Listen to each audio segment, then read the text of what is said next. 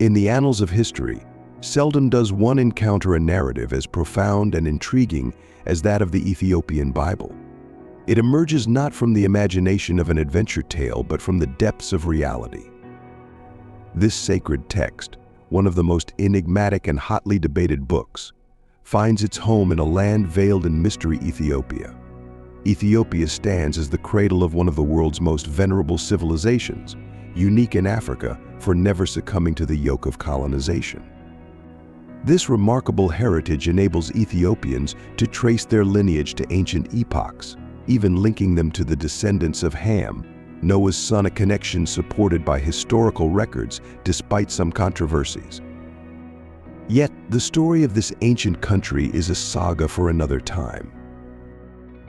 The real marvel lies not just within Ethiopia's storied past, but in the treasure it safeguards, the ancient scrolls of the Ethiopian Bible. These texts predate well-known versions such as the King James Bible, encompassing a broader canon of 88 books. Imagine the significance of such a collection, a trove of wisdom that not only includes the familiar Old and New Testament scriptures, but also additional scrolls that have remained unrecognized by other Christian traditions.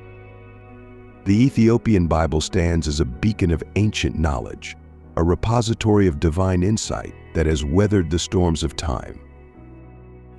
What heightens the allure of these scrolls is their existence long before Christianity was formally established in the Ethiopian region. While Christianity spread across the globe, Ethiopia had already embraced the faith as early as the 4th century.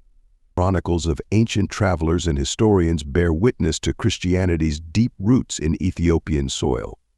Evidence indicates that for over 3,500 years, certain Ethiopian tribes have venerated the Christian God.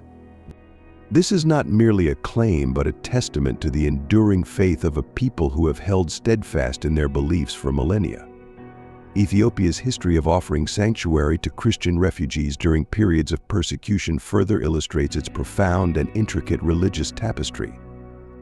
It is a history marked by compassion and unwavering dedication to the faith.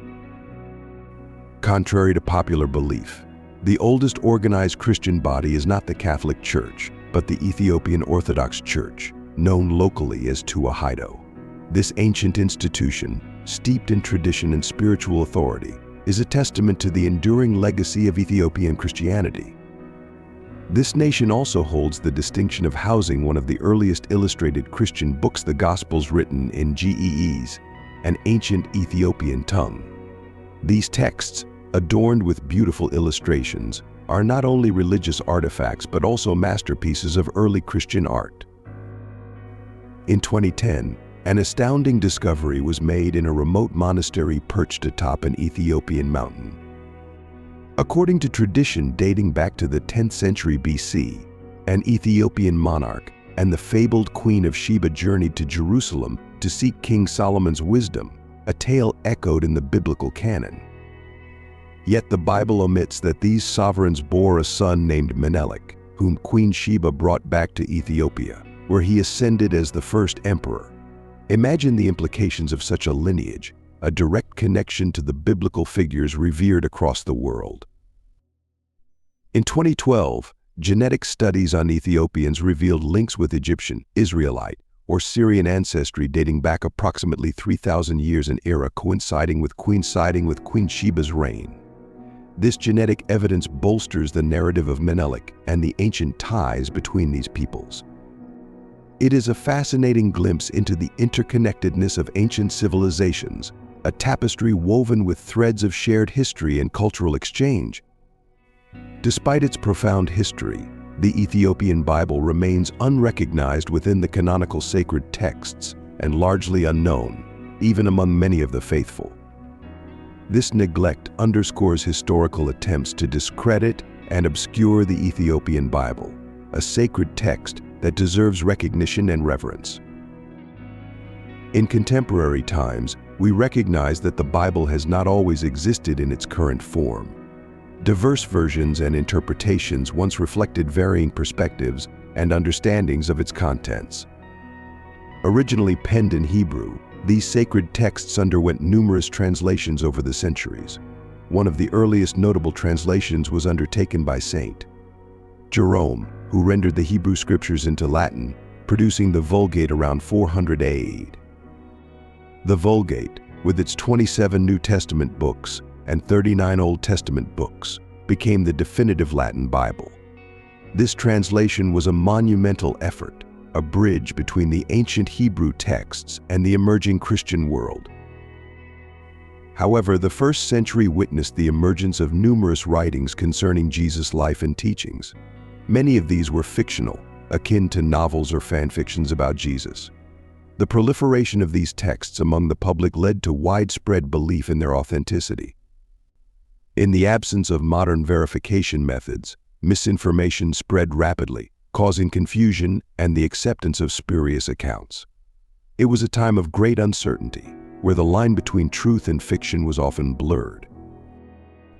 The early church leaders convened the Council of Nicaea in 325 AD and the First Council of Constantinople in 381 AD to address this issue, establishing stringent criteria for sacred texts. A book was deemed sacred if authored by a direct follower of Jesus or someone who had witnessed his teachings, written within the first century, and harmonious with the broader biblical canon. These councils were pivotal moments in the history of Christianity, shaping the canon of the New Testament and ensuring the preservation of authentic teachings. Throughout the centuries, the Holy Bible underwent several modifications, with one of the most significant during the reign of King James I. Even after 500 years of the Vulgate, there were still multiple versions and conflicting interpretations of the Bible, a concern for the monarch who aimed for a unified version to resolve religious divergences and consolidate his power. To address such concerns, King James III commissioned 47 experts to review all existing distinct translations, dividing them into 6 groups. Working independently for 7 years and following rigorous rules to avoid bias, these experts used various tools to produce a translation faithful to the original languages. The result was a scholarly Bible that reflected the consensus of the experts and was in accordance with the established criteria. Despite the geographical separation, they celebrated the approval by attributing glory to God for guiding them to the same conclusion. In 1611, the King James Bible was published, and thanks to advances in printing, became one of the most accessible versions up to that point. However, the additions made in the King James Bible and the original translation of the Vulgate by St. Jerome resulted in the exclusion of some books that most Christians possess today. On the other hand, the Ethiopian Bible maintains all scriptures. Having briefly explored the history of the Bible, it is the opportune moment to discuss why the Ethiopian Bible was rejected. There are several reasons for this, but the main one is the inclusion of additional books known as pseudo-epigrapha. These are texts falsely attributed to authors who are not their true writers, or whose authors were identified as figures from the past, akin to works of fan fiction. Such texts are considered non-canonical by most Christian traditions. The books that were removed or rejected were known by scribes and theologians of the time as not being divinely inspired. Many of these works were written with ill intentions before and after Jesus, aiming to prevent the spread of falsehoods in the future. Therefore, these books were excluded from the canon. For example, if someone today were to write a book denying Muhammad Ali's abilities as an athlete, it would be rejected due to its falsehood. However, over time, these stories may become part of popular belief, hence the importance of eradicating them. Now, the Ethiopian Bible has 2 canons, the broad and the narrow. Before we explore this, it is important to define what a canon is. A canon is a generally accepted principle or criterion by which something is judged. For example, it is canon that a cell phone has a screen, a country has a president, and a channel has more subscribers. In a religious context, a canon refers to the collection of texts considered authoritative or sacred by a religious community. The Ethiopian Bible has 2 distinct canons, the broader and the narrower. The broader canon, widely recognized, consists of 81 books, including works such as Enoch's Jubilees, the 3 books of Mabes, the Epistle to Clement, the 4 books of Codes, among others. This is the main focus of the video, as it is the most well-known canon.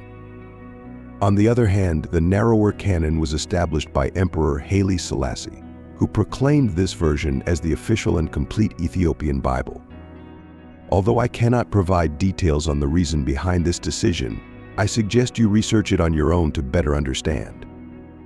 This restricted version of the canon contains only 72 books, excluding some scriptures found in the broader version.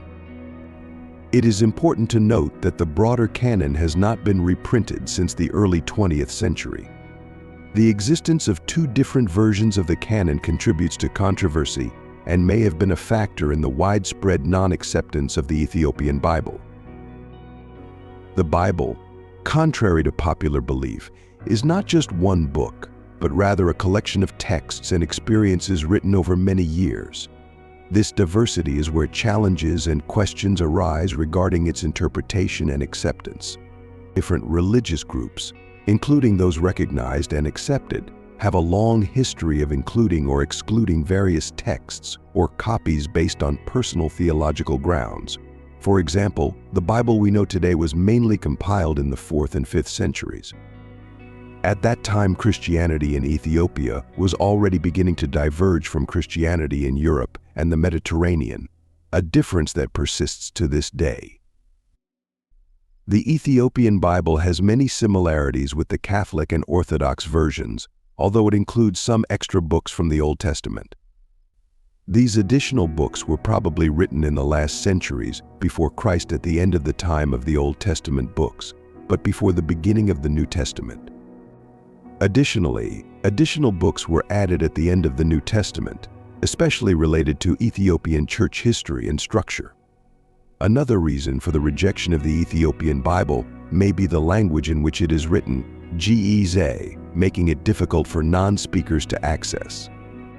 Furthermore, the lack of translations and the unique practices of the Ethiopian Bible contributed to its relative obscurity outside of Ethiopia.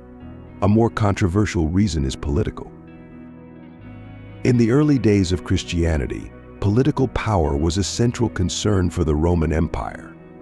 There was little spiritual growth, and any scrolls that did not align with the preferred history were left out. In fact, the Bishop of Rome instructed priests to destroy scrolls that were not in the Bible. However, many priests hid them in caves near the Dead Sea in the 1940s, explaining the differences between the 2 Bibles. In recent years, there has been an increase in interest in the Ethiopian Bible, with people seeking to discover what makes it special and the truth it contains. Churches have also been working to make it more accessible, translating it into more languages and conducting academic studies on it. It is impressive that this Bible has survived for so long, especially after attacks and fires, further increasing the mystery surrounding it. Thank you for joining us today and being part of this enlightening journey into the profound mysteries and historical treasures of the Ethiopian Bible. As we reflect on the rich heritage and the enduring faith of the Ethiopian people, let us draw inspiration from their resilience and unwavering commitment to preserving their sacred traditions. In our own lives, we too are called to embark on a spiritual journey, one that requires dedication, faith, and the support of our community. It is in the fellowship of believers that we find strength, comfort, and guidance as we navigate the challenges and joys of our faith. Together, we can uplift and encourage one another, fostering a community where each individual's spiritual growth is nurtured. Let us remain steadfast in our commitment to living according to God's will. This commitment is not just a daily endeavor but a lifelong pursuit. It involves seeking God's presence in all that we do, listening for His guidance, and striving to embody His teachings in our actions and interactions with others. By doing so, we honor the legacy of faith that has been passed down through the generations and contribute to the ongoing story of God's work in the world. As we part ways today, carry with you the blessings and insights gained from our time together. Let these moments of reflection and learning inspire you to delve deeper into your faith, explore the rich tapestry of Christian history, and find new ways to connect with the divine. Remember, we are never alone on this journey. God is with us, guiding and supporting us every step of the way. May the Lord's peace be with you as you go about your day. Let His light shine through you, bringing hope and love to those around you. Keep the flame of faith burning brightly in your hearts, and let it illuminate your path as you continue your spiritual journey. Amen. May God bless you abundantly, keep you in His care, and bring us together again soon. Until we meet again, may His grace and mercy be upon you, and may you find strength and joy in His presence. Thank you once more for being here, and may God's blessings be with you always.